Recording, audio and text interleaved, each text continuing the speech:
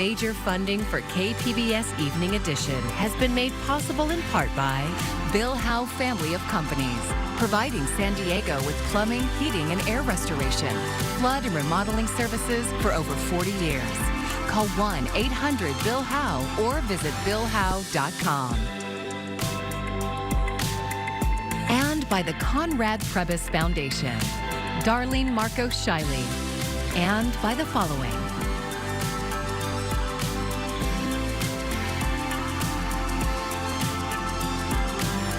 And by viewers like you. Thank you.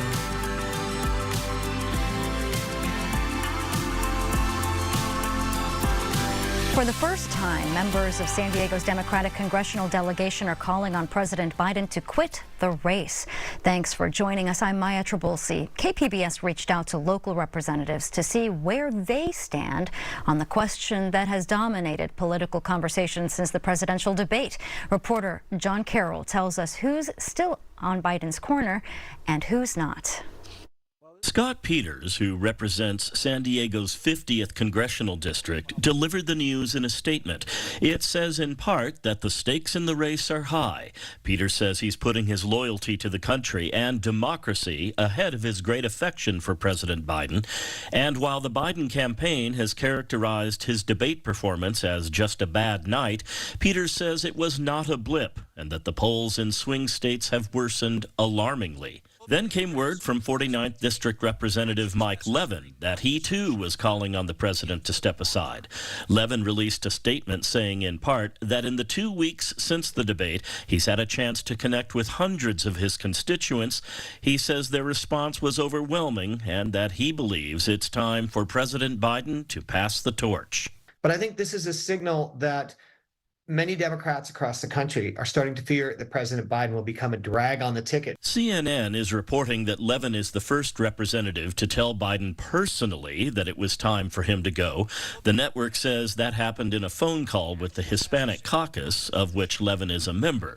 A spokesperson confirmed Levin was on the call but would not confirm what was said, calling it a private discussion. Even with the Peters and Levin defections, political science professor Carl Luna says he doesn't expect Biden to budge yet. The polls have not shifted dramatically enough. He can still argue he's the comeback kid, except now he's the comeback octogenarian. As for the other House members of San Diego's Democratic delegation, 52nd District Representative Juan Vargas is still firmly in the president's corner. He issued a two-sentence statement saying, "President Biden defeated Trump in 2020, and I look forward to seeing him do so again this November. I support the Biden-Harris ticket and the historic results they've delivered for our nation." 51st District Representative Sarah Jacobs is keeping her powder dry. Her statement said simply, "We don't have a comment on this." And I think we're potentially at a sea change moment in seeing this evolving reaction among really important Democratic leaders across the country who may be, as we speak, really starting to move towards unanimity in calling on Joe Biden to step aside. Luna says Biden would have to have the senior moment of all senior moments to quit at this point. He says this whole episode speaks to a larger problem America has with its political parties. I think the root cause is both political parties lack a vision for a rapidly changing America, so they're clinging on to a past which is basically shifting away underneath their feet. Whether the president's position will shift is anyone's guess as November 5th draws ever closer. John Carroll, KPBS News. And the mental fitness of both presidential nominees has been part of the discussion leading up to the November election. Coming up, what goes into a cognitive test and who should get one? Well, after quite a stretch of heat, bit by bit, we'll continue to see more relief west to east over the next couple of days. Potentially a stray thunderstorm far off to the east where there's a little bit better moisture. Well, could we see some changes as we venture our way beyond the weekend into next week with regards to temperatures? Will we see another surge of heat? Perhaps will we see any moisture slide its way this far to the west? I'll let you know coming up in just a bit. Stick around. Smoke may be visible in North County as Riverside County CAL FIRE crews battle a fast-moving brush fire in Temecula. It was reported this afternoon near the 79 Napaba Road. According to CAL FIRE, the fire has grown to 101 acres and is 0% contained as of the time. An evacuation order has been issued for Vail Lake Campground. With Comic-Con less than 2 weeks away, San Diego Convention Center workers have reached a tentative agreement averting a possible strike. Unite Here Local 30 represents 650 employees of the convention center's food and beverage provider. On Wednesday, union members voted to authorize a strike. Both sides were back in negotiations today and reached a deal. The workers' contract expired June 30th, and they were fighting for better wages, among other benefits. Comic-Con begins July 25th. And the union representing nurses at Rady Children's Hospital has officially filed a 2-day labor strike set to begin later this month. The move comes after months of negotiations and failed attempts to secure a deal. The union wants a 30% raise over 3 years. The hospital is offering about a 22% raise over that time. The hospital's vice president of operations says under the current offer, starting pay for nurses would be about $70 per hour. Our goal is to come to a tentative agreement to have a good contract for these nurses to work with. Our goal has never been to strike. They did not let us know in any way that it was going to come today. So that was incredibly disappointing for us. And Rady told our media partner KGTV in the event of a strike, it would use 600 replacement nurses to continue day-to-day operations. And the strike is set to begin July 22nd at 6 a.m. San Diego County is expanding the availability of free COVID-19 testing at local public health centers starting on Monday. KPBS health reporter Heidi DeMarco reports the county's recommendation to test if you feel sick follows a month with a spike in COVID infections. A small summer surge of COVID cases, relaxed mask mandates, and the emergence of new variants have left people wondering when to schedule their next vaccine. Dr. Christopher Longhurst puts the spike into perspective. It's really, insignificant kind of in comparison. We're talking about 30 patients, in the hospital, not 185 or 200 patients. He says the last time COVID was the main cause of hospital admission was in the summer of 2022. The CDC recently recommended anyone 6 months and older receive one of the new COVID-19 vaccines, expected to become available this fall, regardless of prior vaccination status. Longhurst agrees. If you've had a booster in the last year, that should be helpful in terms of protecting you. That being said, people who are at high risk for serious disease because of age or immunocompromised status or other should certainly be cautious and careful when being out and about. He says not to get overwhelmed with the emergence of new COVID variants. Remember, all of these subvariants that we're seeing circulate now are really subvariants of Omicron. And so the booster has been effective in helping to prevent serious illness, and the annual updates are targeted to the subvariants. Longhurst also says with the rise of new variants, some at-home tests are not quite as accurate as they used to be. So testing at home can be helpful if it's positive, but if you're negative, does not always rule out the presence of COVID. And if you're really concerned, testing in the doctor's office can be helpful. Free COVID testing will be available at 3 county public health clinics located in Chula Vista, El Cajon, and San Diego. Heidi DeMarco, KPBS News. The California Coastal Commission is approving a controversial safe parking site near the San Diego airport. City leaders say the site known as H Barracks is key to addressing homelessness. The Coastal Commission agrees. We need to really do everything we can to help address homelessness, and these safe parking sites have proven to be really good at getting people into services and programs and providing them with a safe place to be able to, store their belongings and stay overnight so that they can go to jobs in the morning and not have to worry about being harassed. The site will have 190 parking spaces, restrooms, security, and a pet relief area. Resource providers will also connect people to services. Opponents have raised health and safety concerns about the site. Conditions of the permit include capturing pollutants in vehicle runoff and providing wastewater disposal for RVs. The permit also allows the city to add shelter structures to house 600 people. people. San Diego Mayor Todd Gloria's office says that's part of a contingency plan in case the city council rejects his proposed 1,000-bed shelter. There's a new aircraft carrier across the bay at the North Island Naval Air Station. KPBS military reporter Andrew Dyer says this is just the start of a busy summer for two of the Navy's largest ships. The USS George Washington steamed into San Diego this week. It only took 6 years in the Norfolk, Virginia shipyards and a trip around the tip of South America for it to get here. But it won't be here long. The Washington is on its way to Japan, where it will replace the carrier USS Ronald Reagan. The hull swap isn't that simple, though. It's actually really complex. Master Chief Randy Swanson is the Command Master Chief of the Washington.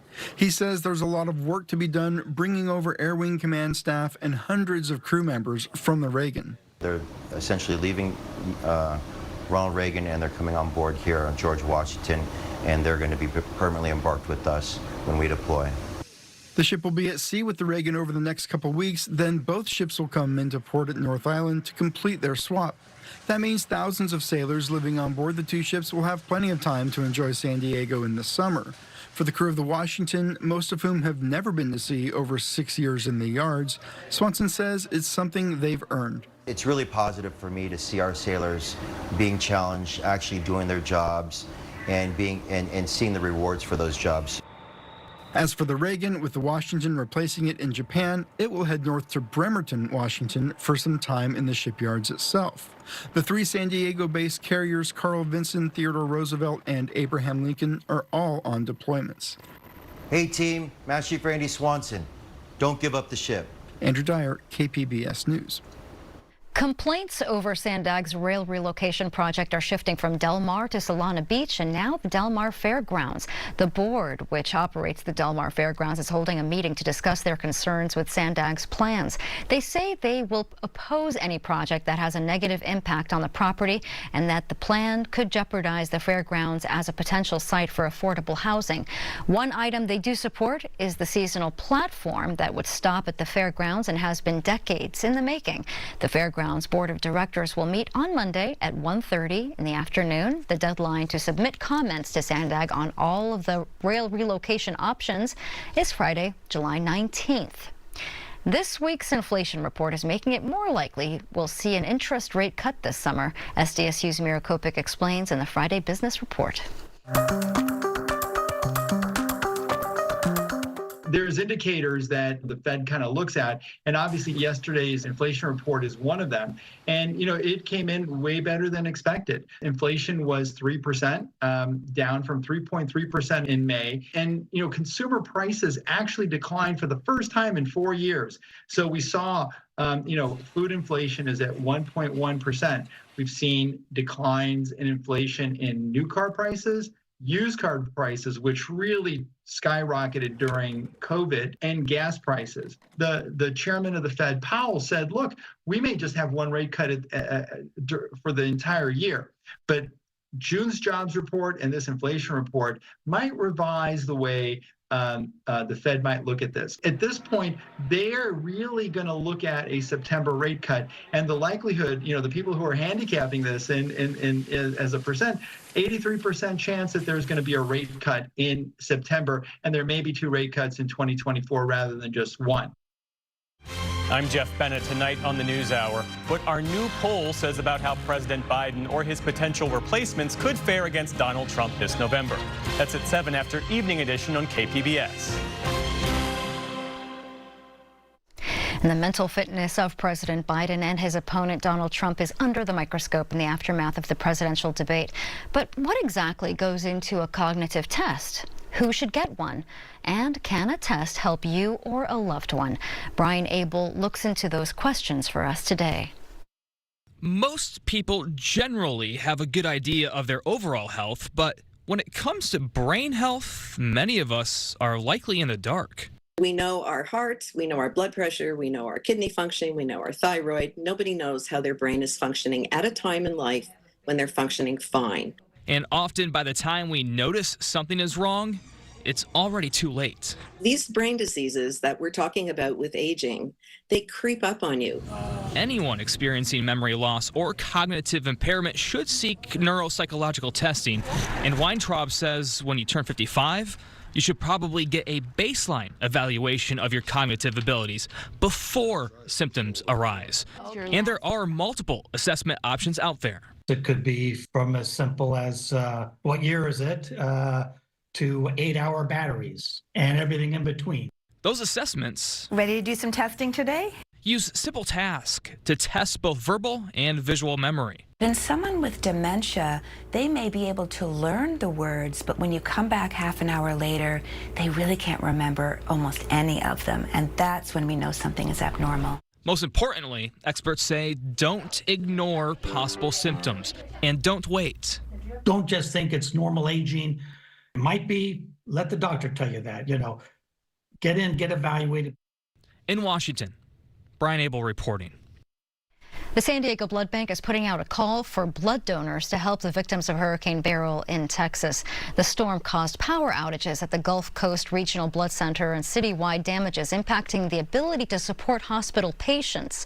The San Diego Blood Bank says it was asked to send blood in support. All types are urgently needed, especially O positive and O negative types. Appointments are available at sandiegobloodbank.org or call the number that you see on your screen. That number is 619-400-8251. You must be at least 17 years old, weigh at least 110 pounds, and be in good health to donate blood. San Diego has a lot of new bike lanes, and they're very often blocked by parked cars or by delivery trucks. KPBS Metro reporter Andrew Bowen says there's an app for that. Interesting to think of. Christina Whitehouse founded Bike Lane Uprising in 2017 after she was almost run over by a truck driver while biking in Chicago. The app lets cyclists submit reports of bike lane obstructions, like parked cars, vegetation, or debris. It then analyzes and reports that data to local governments and companies. Whitehouse says parking in the bike lane isn't just rude, it can kill someone. It forces bicyclists to merge into oncoming traffic that's traveling at a much higher rate. Oftentimes, the maneuver has to be done with quick decisions and quick thinking, and oftentimes the drivers aren't expecting that. Whitehouse says the app has built a community of cyclists and given them a new platform to advocate for their safety. Everybody needs to take responsibility. The bike lane is not intended for free parking. It's not intended to be a distribution center. It's not intended to be an online order pickup. It's intended to keep bicyclists safe. The app shows 30th Street in North Park and J Street downtown are hotspots for bike lane obstructions. Bike SD is hosting Whitehouse at Park and Rec in University Heights on Saturday with a group bike ride and discussion. Andrew Bowen, KPBS News. And Andrew Bowen also reported this week about San Diego's impending Vision Zero deadline to end all traffic deaths. He spoke with safety advocates who say the city is headed for failure. And you can find that story and all of our in-depth reporting on our KPBS YouTube page. Subscribe and get notified when new content is posted.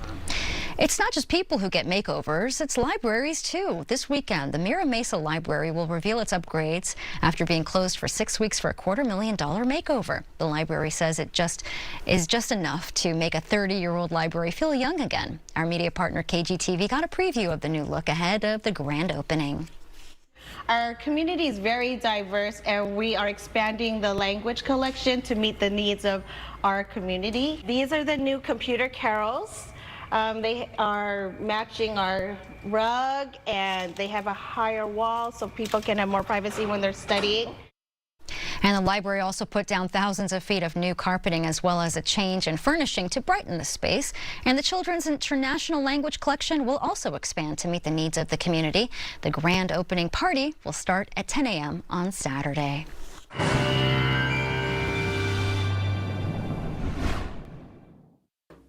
I will continue to see the heat, especially over the deserts over the course of the next couple of days. That's where we see our excessive heat warnings through Saturday evening, primarily well off toward the east, the interior valleys, the mountains, and even out toward the coastal valleys and the coast. Much different conditions than we saw, again, a few and even several days ago. With that said, let's lead into our overnight as we fall back into the low 60s around Ramona.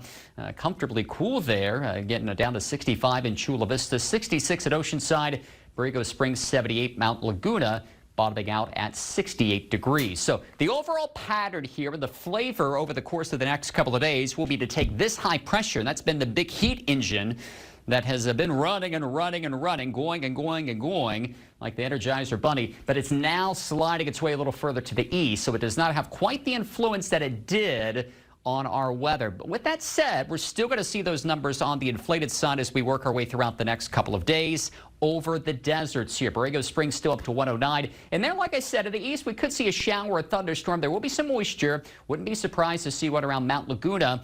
Otherwise, a look at some morning clouds and late day sunshine toward Oceanside and Chula Vista. Let's take you down the road here toward the coastal zones. And again, low clouds and some sunshine on a daily basis with temperatures climbing into the 70s right into mid next week. Interior valleys, no 90s on the board for a change here. We'll stay put in the mid 80s, mostly sunny skies, but there will be some morning fog on Saturday. Low clouds and low temperatures bottom out into the low 60s, so some relief at night.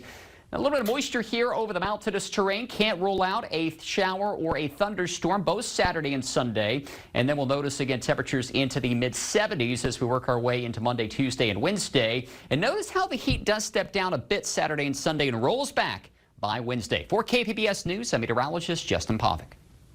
2024 Paris Olympics are about 2 weeks away, and we now know all the athletes representing the USA.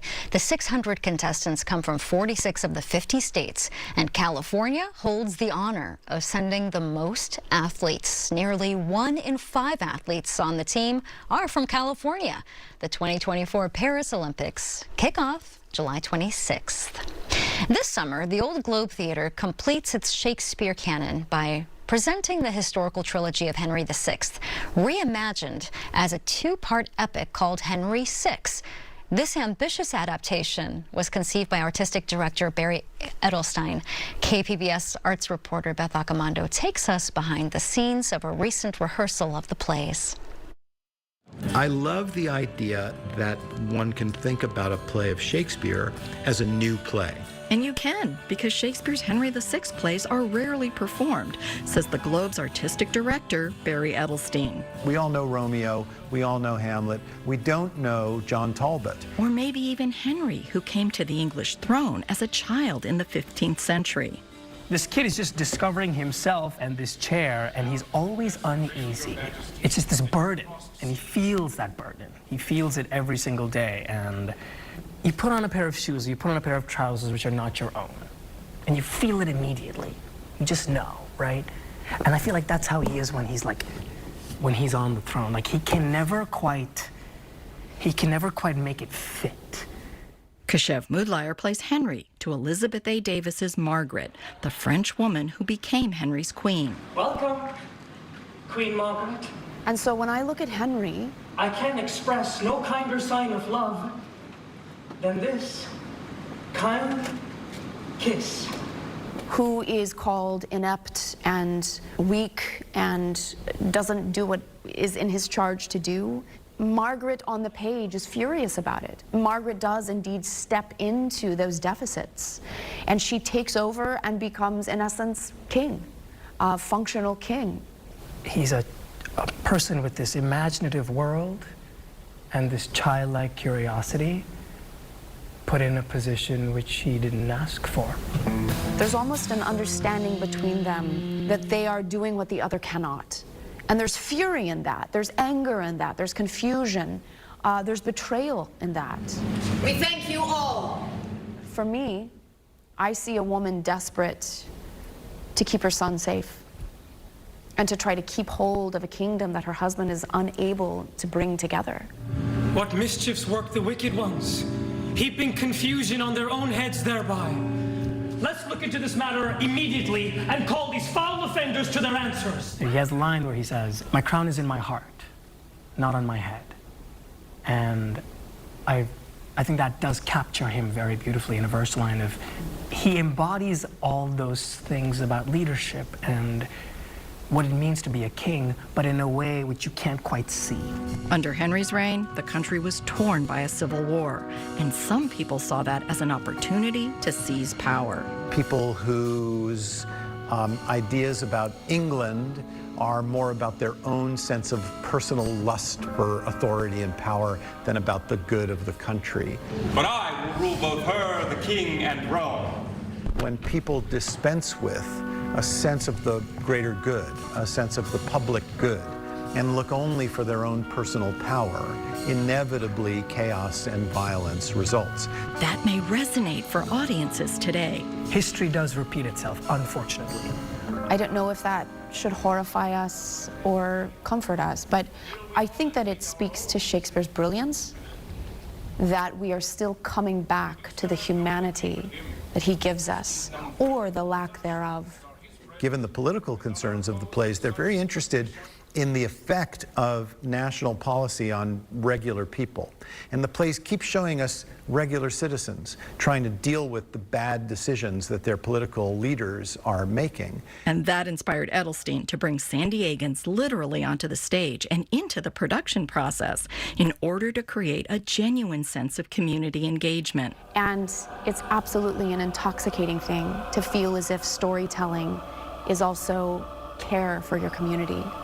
This play has touched so many people, and so many people have touched this play, that the fabric of it just extends endlessly. And that in and of itself is beautiful.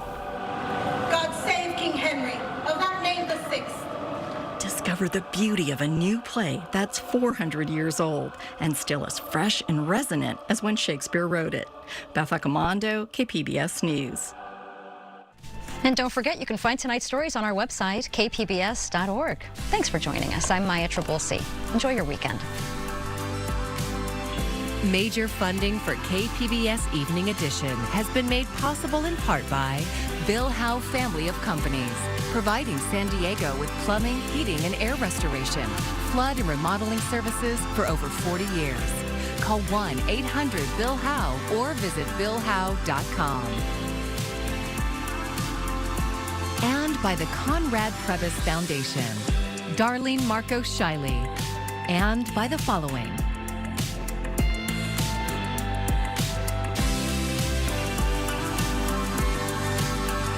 And by viewers like you. Thank you.